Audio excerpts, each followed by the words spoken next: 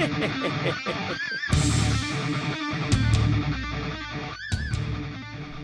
right, we rolling? Hold on a second. There we go. Yes, we're rolling. You know what that means, right? I'm Deathstalker 5, coming in for, I don't know what to call this, guys and gals, goblins and ghouls. Getting close to Halloween, right? This is a community episode and probably just going to maybe be a rambling episode. Yeah, there's a few things I want to update the Random Encounter army on coming from the Fortress of Doom around here. Make sure you have something to drink. You maybe want to try some paint water for this one. I don't know. Where does this go? We'll set it over here. Oh, update number 1. Last video, we talked about that I woke up with a sore neck and shoulder and all that. Remember? And how the wife put me in the Tongan Mongolian death grip. Yeah? Yeah, everybody remember this? Well, guess what? That was the first day of it, I believe. The next day, it was worse. And the next day, it procedurally got worse. Yeah? It got to the point where I let my wife put the acupuncture needles in me. God forbid. I let her do it. I look like, I don't know. I look like I had the back of Pinhead walking around. Yeah, welcome to your worst nightmare. First time for everything. I let her do that. Wasn't bad, actually. I didn't. You don't feel it. Yeah, you don't feel it. Wasn't bad. But it didn't help. Because the problem wasn't in my neck or my shoulder. Apparently, I ripped my left arm's tricep muscle. Yeah, I started really noticing it when I had a water balloon of fluid on the back of my arm, and my arm was so painful that I could not move it hardly. Yeah, looking at 6 to 8 weeks of downtime with my left arm. Not much they can do. Yeah, it's not a full tear that requires surgery. Partial tear that I think I did in my sleep. Yeah. I have trouble sleeping, I promise you. I have trouble sleeping. That's why I stay up all the time. I'm more healthy if I stay up all the time. Look what happens. Look what happens. Don't believe the 8 hours of sleep thing. Yeah, I've made it all the way to getting gray beards in my... Maybe this is why I should sleep. Getting gray hairs in my beard. On very little 8 hours of sleep philosophy going on around here. Yeah. Anyway, last night, now sleeping's impossible. Yeah, the torn tricep. There's pain going up to my neck, all the way down to my elbow, and below my elbow is like waves of numbness. Yeah, it feels fantastic when you It feels fantastic anytime you have to sit still. For some odd reason, the only time it's really tolerable is going out and walking. I don't know what it is, but walking and moving and sort of just doing a walking meditation, it feels fine, and it feels fine afterwards for a while. I'm not a believer in pain medication and medicine and stuff so much for things. I'm putting my magic juice on it. Too bad I don't have it in here. Yeah, it's best kept a secret. Back in my martial art days, 20 years ago and more, I was heavy into martial arts. We studied everything as a teenager, starting from a kid, Shotokan karate. Then I studied various Chinese arts. We went and did a little taekwondo from Korea. And then in my early adulthood, I was able to study some of the Chinese wushu or kung fu forms of martial arts. I was heavy into martial arts. And from Chinese medicine, they had something called Dit Dao Jiao, which basically translates as hit punch wine. It's a secret formula. It's got a ton of stuff in it, and it's put into vases, and they let it ferment for years and years and years until it turns into a really high-powered alcohol. Don't drink it, you will die. Yeah, it's poisonous, it's highly toxic. But you put it on any kind of, I don't know, I've healed so much with it now, Jow.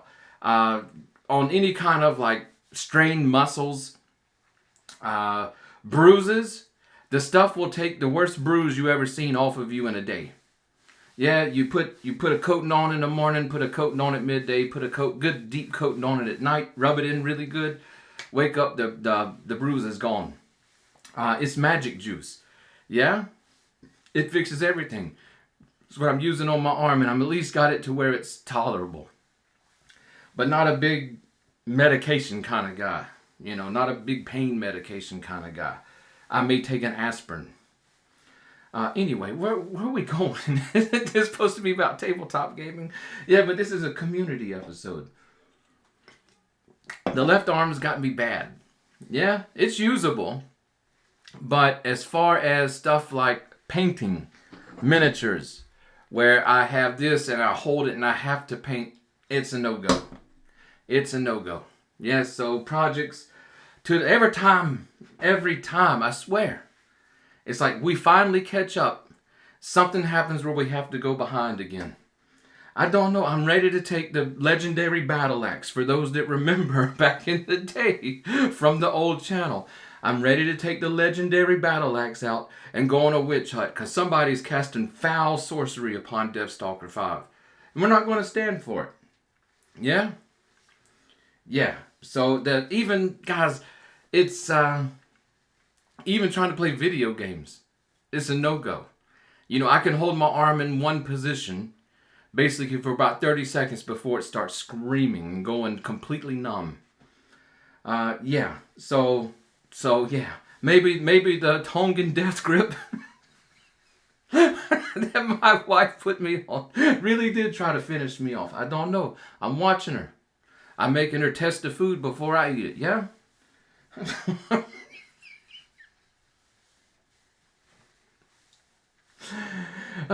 Next update.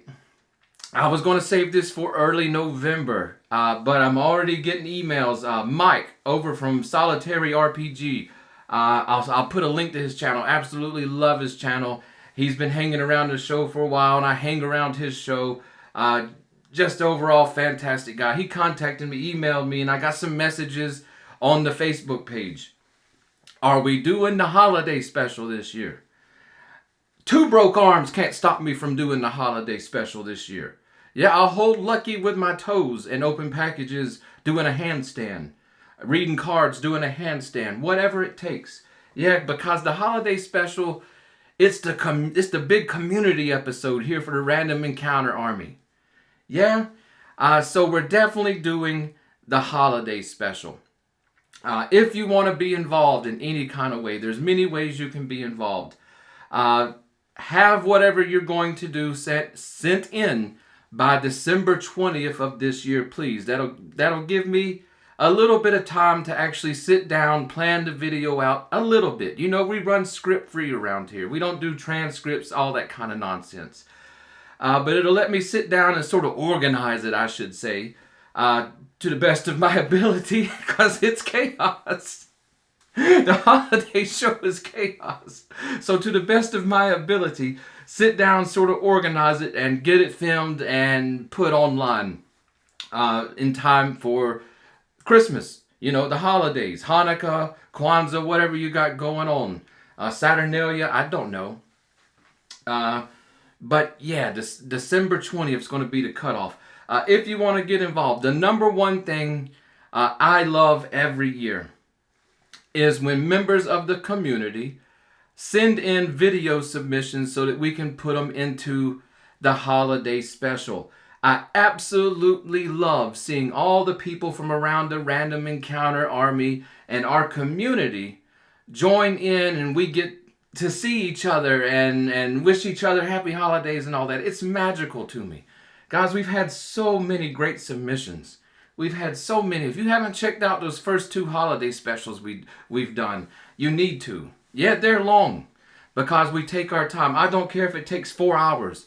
We're going to get through everybody's stuff for the holiday special if possible. Other ways you can get involved is you're more than welcome to contact me via the Facebook page, on Discord, all links to all this stuff below, or email me, questingtablestudio@gmail.com. On the screen now. I will not put a link to that because I don't want the spam bots attacking. Yeah? They've already got a few of my emails. And they're relentless. They're relentless. But you can contact me if you want to send something into the show. A card, a letter, a gift, whatever. You're more than welcome to do that. I'll hook you up with the address and everything and get everything sorted. I'm going to be reaching out to some of our favorite companies like I always do, and they've always come through. Frog God Games, Wayne's Books, Troll Godfather Press now. Yeah, Ken St. Andre, Steve Crompton and crew. And Dark Sword Miniatures. We've had so many companies. Troll Lord Games. Yeah, of companies that make stuff we absolutely love and absolutely love to talk about.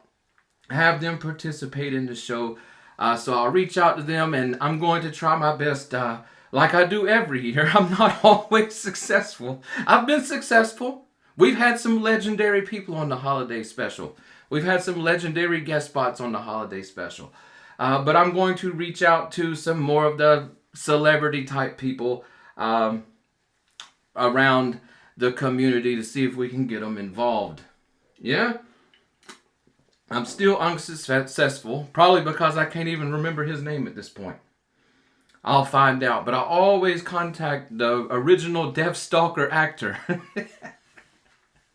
How killer would that be? Yeah, but I think I got a chance for an actor this year.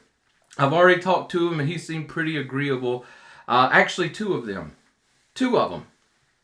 So that might be some cool surprises in store this year. But you're more than welcome. Reach out, contact me if you want to make a video submission. If you need ideas, go back and look at our first two episodes. We've had everything from wrestling matches to Alan Hammock come on, TSR royalty. Yeah, we've had it. We've had it. Yeah. I don't know. So yeah, very much looking forward to doing the holiday special. Nothing's going to stop that, God forbid. God forbid, but nothing, if it's within my power to make the holiday special happen on time, we're going to do that. I'm sort of worried after how the past few months have went of promising anything, but that one is just, how could we not? Anyway, did we have any more updates to talk about in the community? We need to welcome all of our new subscribers. Guys, we're on the climb getting toward our 2,000 mark. I don't know how.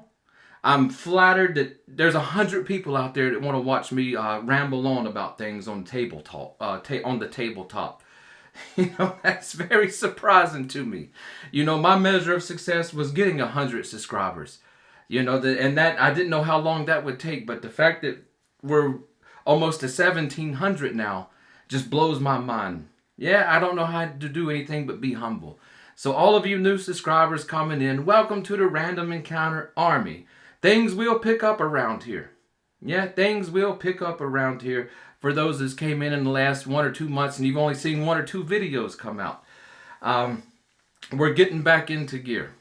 We're getting back into gear for regular content, more regular content. I had so much I wanted to do for 2024, and we're going to try to play catch up as fast as we can, even with a bum arm. So I want to thank you for joining, and make sure you check out the Facebook page, Discord, etc. I love talking one-on-one or in the group or whatever with people, learning about your hobbies, seeing what you guys are doing on the table, seeing what you guys and gals are painting and whatever you've got going on. I really, really, really enjoy seeing that, and I show off a bunch of stuff that I don't necessarily put on the camera for YouTube and those places as well. So make sure I'm not grabbing the paint water.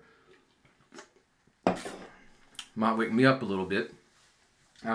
Anyway, let's just do some rambling. There's one thing that's been on my mind for a little while, for these last couple of months. It's that since around 2010, I've been carefully rebuilding my gaming collection. Veterans of the show know I lost my gaming collection around that time. For the most part, I've still got a few bits and pieces, bits and bobs.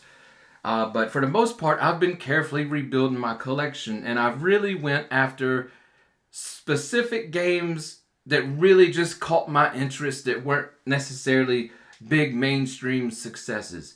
Yeah, I've got a lot of obscure RPGs, obscure board games and stuff that really, a lot of them appeal to me for the solo playability.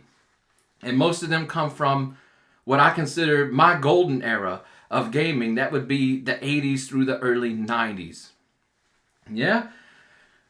With the gaming market, as it's turned in the last 5 years or so, many of those games are very sought after now. Yeah, there's games like, especially the old Games Workshop games, Space Crusade, Space Hulk First Edition, Warhammer Quest, the 95 edition, Advanced Hero Quest, just that whole era of Games Workshop games, the games that really did something. They're worth buku monies now. Buku monies. A lot of the other games and RPG systems I've bought over the years and tracked down and found, the prices just skyrocketed. Look at original D&D material from the 70s and 80s. Yeah, it's to the point where I'm not buying it anymore.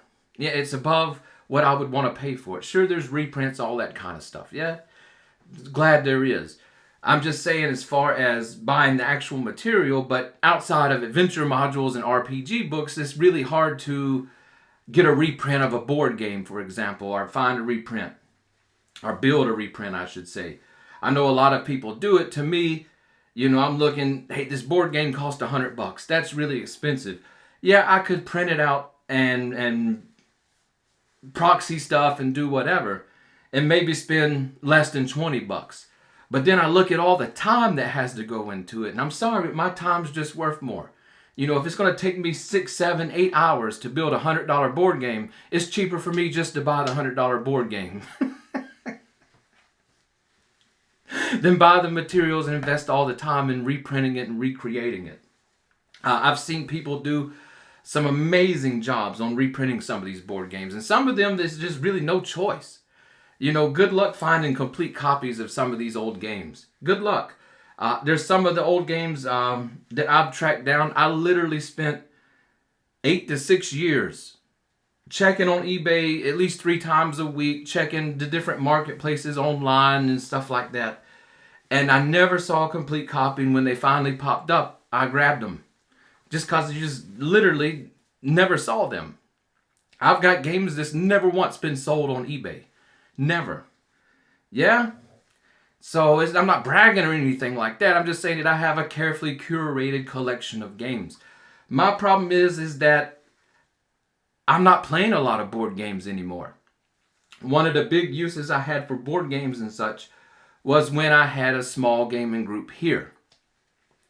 That gaming group sort of moved on. Some of the core members, like my son and such, they've grown up. They're becoming adults. They're off doing their thing or whatever. So I have a lot of games that aren't getting a lot of play. And I don't know. I don't know how many people look at stuff like this.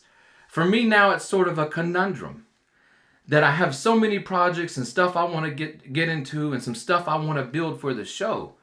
I could sell some of this stuff off that's not getting a lot of play and put a nice little chunk of change in my pocket to invest in the show. Yeah? But on the other hand, I want to hang on to it because it's stuff that we can show and talk about and explore here that you're never going to find anywhere else. Yeah, if there's something that can make a difference with us doing YouTube, it's to be able to cover things that's never been covered. Coming from an academic background, even if it's just a fun, sort of non-professional YouTube video, at least there is coverage. At least it makes a digital, it archives this game. What you can see of it, what we talk about, etc. That's going to last as long as YouTube lasts, basically. And, I think there's something magic about that, because as the time goes on, we're going to be losing more and more of those original games. It's just like everything else, like old books, anything, like how much stuff from the 1800s is still around. How much stuff from the early 1900s is still around. How often do you go out and you're able to find stuff from even the 60s and 70s, complete and nice condition and such? It's, as time goes on, things is dust to dust, Ashes to ashes, dust to dust. This stuff just gets, time takes it over. It's gone.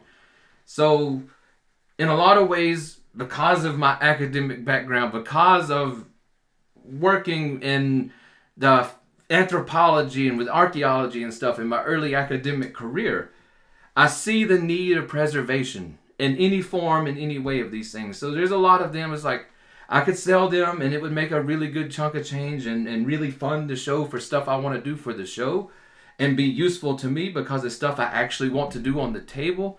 On the other hand, it's just, I feel almost obligated to keep the stuff and slowly get it on. Maybe I can, I don't know, film it, cover it how I want to cover it, and then we can sell it. I don't know. I haven't made a decision. I think I don't really consider myself a collector so much. I've been around real collectors. I don't get them. Yeah, the stuff I've put into my collection are things that I actually want to get out, play, explore, and enjoy. I don't have any so-called shelf queens, where as true collectors, they're not buying stuff to enjoy it or to play it, especially board games and RPG modules and all this. They're basically building small museums. The stuff goes on a shelf and they like to show it off. Yeah? That's never really appealed to me at all whatsoever. I'm more on the practical side. It's like, hey, I want to play the best dungeon crawlers board games that's ever been made. So of course I've got to have Warhammer Quest in my collection. I've got to have Advanced Hero Quest in my collection. And so on. Because I want to play them. I want to experience them. And yeah. But as a collector and as somebody who wants to play and experience it, the fact that I'm not, I almost feel guilty about it. Yeah, I look at those and I'm like, man, so many people want these games. They could be out there playing and enjoying them. So I don't know. What a conundrum. What a conundrum. I sit and think about, especially since we haven't been on video and just I haven't had time to play any tabletop gaming other just very sporadically over the last several months. I look at it and it's just like, man, what? I don't know. I have no idea. Just a conundrum for me. What do you guys, have you guys ever been through this? What do you think about it? Because I know so many projects I want to do for the show, including writing some small game systems. Yeah, I have a game system I've been working at for several years now. I absolutely love it. I'm not going to talk a lot about it. But I absolutely love it, and I think a lot of people would.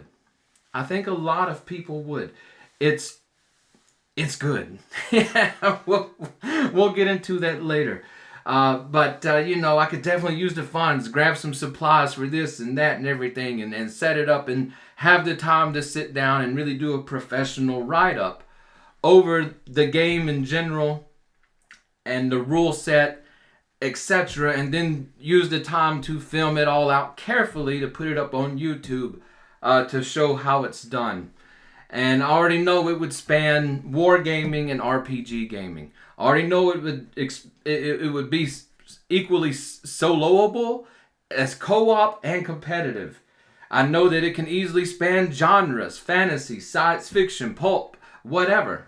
It's just one of those things that I've been working on, sort of a culmination of a few decades of experience and really hammering down what I find enjoyable as a solo player and as a group player, getting rid of a whole lot of the superfluous stuff that I just find's not really needed, but having enough mechanics there that it just keeps driving the game forward. Yeah, and it keeps it exciting, and there's always a lot of surprise. Combat is wild. Yeah, but I don't know. We don't need to be talking about this right now. We'll get into it. I don't like talking about stuff until it happens. Yeah. Yeah. Anyways, guys, mainly just wanted to update you. The arm is a bum arm right now. Yeah, we're going to sit down hopefully tomorrow and start our mega episode gaming with Aunt Lisa. Luckily, I already have the first part game footage filmed because I would not be able to sit and play the Atari 2600 long enough to capture all the footage that I want to capture. So basically, all I have to do is sit at a table and talk. Nothing new, right? So there's that coming up. I'm going to try to rifle through that as quickly as possible. And it will fit right in with, we've got to have some kind of holiday special going on. And I have no clue what that's going to be. Probably mostly a lot of storytelling. And I have a video game in mind that if I can get my arm in shape enough that I can sit and maybe I can put the controller on my leg, you know, and barely hold it with my left arm. I don't know, the whole thumb thing, pressing that button on the 2600 controller, that can aggravate the arm. But we'll try to sit down, do some storytelling, talking about the good old days of Halloween. When Halloween was good. Can we make Halloween great again? Now it's nothing but a gothic Christmas. Yeah, that's all it is. Where are we going? Where are we going with human society? We'll talk about the good old days of Halloween. Yeah. We'll share a bunch of stories and do our best to share some gameplay of a game that I found recently. And it is definitely got a good Halloween theme, and it's a lot of fun. Anyways, guys, holiday special, bum arm, Halloween special coming up. We're throwing it all in the mix. I'm going to jump off now, and I don't know what I'm going to do. Go get the ice pack, probably. Anyways, I'll see you guys next time here on the Random Encounter Show. And this has been but one tale from the days of high adventure. You can join Deathstalker 5 on his quest by hitting that subscription button and joining his Random Encounter army. On the channel's About page, you will find our Facebook page and Facebook group where you can get more directly involved with the fun. And make sure you use our affiliate links to support our show.